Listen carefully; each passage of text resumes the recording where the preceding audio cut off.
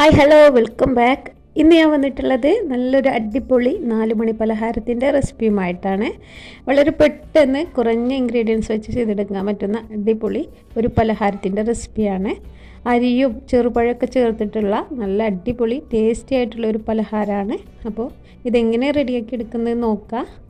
അതിനു മുന്നേ channel subscribe ചെയ്യാത്തവർ സബ്സ്ക്രൈബ് ചെയ്ത് സപ്പോർട്ട് ചെയ്യാൻ മറക്കരുത്. അതുപോലെ തന്നെ എൻ്റെ ഈ വീഡിയോ ഇഷ്ടപ്പെട്ടാൽ ലൈക്ക് ചെയ്യാനും കമൻറ്റ് ചെയ്യാനും മറക്കരുത്. അപ്പോൾ നമുക്ക് പെട്ടെന്ന് വീഡിയോയിലേക്ക് പോകാം. ഏട്ടതാ ഞാനിവിടെ 1 കപ്പ് അരിയാണ് എടുത്തിട്ടുള്ളത്. നമ്മൾ സാധാ ചോറൊക്കെ വെക്കുന്ന അരിയാണ് എടുത്തിട്ടുള്ളത്. ഇനി നമുക്കിതൊരു പാത്രത്തിലേക്ക് ചേർത്തിട്ട് നമുക്കിതൊന്ന് വറുത്തെടുക്കണം. അപ്പോൾ ആദ്യം തന്നെ പാത്രം നല്ല രീതിയിൽ ഹൈ ഫ്ലെയിമിൽ വെച്ചിട്ടൊന്ന് ചൂടാക്കിയതിന് ശേഷം അതിലേക്ക് അരി ചേർത്ത് കൊടുക്കുക. എന്നിട്ട് ആ ഹൈ ഫ്ലെയിമിൽ വെച്ചിട്ട് തന്നെ നമുക്കിതൊന്ന് ഇളക്കിയിട്ട് വറുത്തെടുക്കുക. അപ്പോൾ അരിയൊക്കെ പൊട്ടി വരുന്നൊരു സൗണ്ട് ഉണ്ടാവും. അങ്ങനെ എല്ലാ അരിയും പൊട്ടിക്കഴിഞ്ഞാൽ ഒരു മീഡിയം ടു ലോ ഫ്ലെയിമിലാക്കി വെച്ചിട്ട് ഇതുപോലെ നമുക്ക് വറുത്തെടുക്കുക. ഇളക്കി ഇതുപോലെ ഇളക്കിയിട്ട് വറുത്തെടുക്കുക.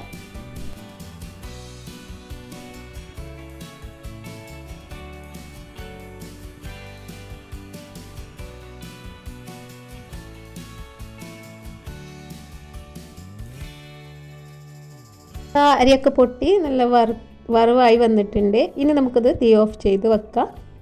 അപ്പോൾ തീ ഓഫ് ചെയ്ത് നമുക്ക് തണുക്കാനായിട്ട് മാറ്റി വെക്കാം. ആ സമയം നമുക്ക് ഒരു ശർക്കര ഉരുക്കിയെടുക്കാനുണ്ട്. അതിനായിട്ട് ഞാനിവിടെ 2 അച്ച് ശർക്കരയാണ് എടുത്തിട്ടുള്ളത്. ഈ ഒരു ശർക്കര ഞാൻ ഉരുക്കിയെടുത്തിട്ടുണ്ട്. അപ്പോൾ ഇനി ഇത് തണുക്കാനായിട്ട് മാറ്റി വെക്കണം. അപ്പോൾ നമുക്ക് എത്രയാണോ നിങ്ങൾ അരി എടുക്കുന്നത് അതിനനുസരിച്ച് ശർക്കര ചേർത്ത് കൊടുത്താൽ മതി. പിന്നെ വേണ്ടത് നമുക്കിതിലേക്ക് ചെറുപഴമാണ്. ഞാനിവിടെ പൂവമ്പഴമാണ് 2 എണ്ണം എടുത്തിട്ടുള്ളത്. ഇനി ഇത് നമുക്ക് ഇതുപോലെ ഒന്ന് കട്ടാക്കി എടുക്കണം. കട്ടാക്കിയതിന് ശേഷം നമുക്കിതൊരു ഫോർക്ക് വെച്ചിട്ടോ അതല്ലെങ്കിൽ കൈ വെച്ചിട്ടോ നമുക്ക് നല്ല രീതിയിലൊന്ന് ഉടച്ചെടുക്കണം. അപ്പോൾ ഞാനിവിടെ ഉടച്ചെടുത്ത് വെച്ചിട്ടുണ്ട്. ഇത് നേരത്തെ മാറ്റി വെച്ചിട്ടുള്ള അരി ഒരു മിക്സിയുടെ ജാറിലേക്ക് ചേർത്ത് കൊടുത്തിട്ട് നമുക്കിതൊന്ന് പൊടിച്ചെടുക്കണം. അതിനായിട്ട് മിക്സിയുടെ ജാറിലേക്ക് ചേർത്ത് കൊടുക്കുന്നുണ്ട്. ചൂടാറിയതിന് ശേഷം പൊടിച്ചെടുത്താൽ മതി. അപ്പോൾ ഞാൻ ഇത് മുഴുവനും ഈ വറുത്തിട്ടുള്ള അരി ഇതിലേക്ക് ചേർത്ത് കൊടുത്തിട്ടുണ്ട്. ഇനി ഇത് നമുക്ക് നല്ല ഫൈനായിട്ടൊന്ന് പൊടിച്ചെടുക്കണം. നമ്മുടെ അരി വറുത്തത് ഇവിടെ നല്ല രീതിയിലൊന്ന് പൊടിച്ചെടുത്ത് വന്നിട്ടുണ്ട്. ഇനി നമുക്ക് വേറൊരു പാത്രത്തിലേക്ക് മാറ്റി കൊടുക്കാം. ഇനി ഞാനിവിടെ ഒരു 1/2 കപ്പോളം തേങ്ങ ചിരകിയത് എടുത്ത് വെച്ചിട്ടുണ്ട്. ഇതും കൂടി ഇതിലേക്ക് ചേർത്ത് കൊടുക്കുക. തേങ്ങയൊക്കെ നിങ്ങളുടെ അളവിനനുസരിച്ച് എത്രയാണെങ്കിൽ എടുക്കുക. അപ്പോൾ പിന്നെ ഇതിലേക്ക് നമ്മൾ നേരത്തെ ഉടച്ച് വെച്ചിട്ടുള്ള ചെറുപഴം ഉണ്ടല്ലോ അതും കൂടെ ഇതിലേക്ക് ചേർത്ത് കൊടുക്കുന്നുണ്ട്.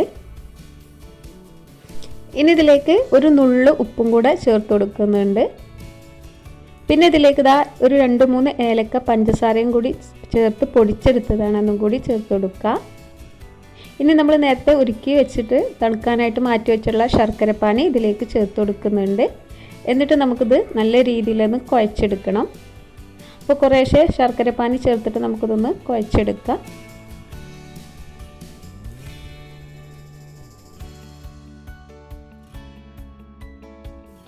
അപ്പോൾ ഇത് ഞാനൊരു കൈ വെച്ചിട്ട് നല്ല രീതിയിലൊന്ന് നല്ല കുഴച്ചെടുക്കുന്നുണ്ട്. ആ പഴവും ശർക്കരപ്പാനിയും തേങ്ങയൊക്കെ എല്ലാ ഭാഗത്തും എത്തുന്ന രീതിയിൽ നല്ല രീതിയിലൊന്ന് കുഴച്ചെടുക്കുന്നുണ്ട്.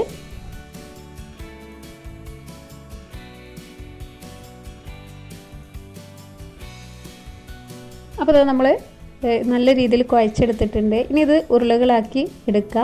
അപ്പോൾ ഞാൻ ഈ ഒരു വലിപ്പത്തിലുള്ള ഉരുളകളാക്കിയിട്ടാണ് എടുത്തിട്ടുള്ളത്.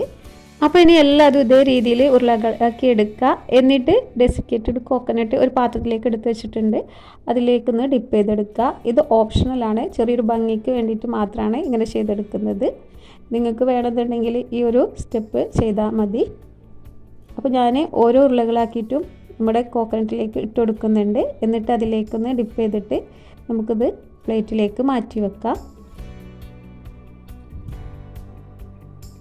അപ്പോൾ നമ്മുടെ 4 മണി പലഹാരം ഇവിടെ റെഡി ആയിട്ടുണ്ട്.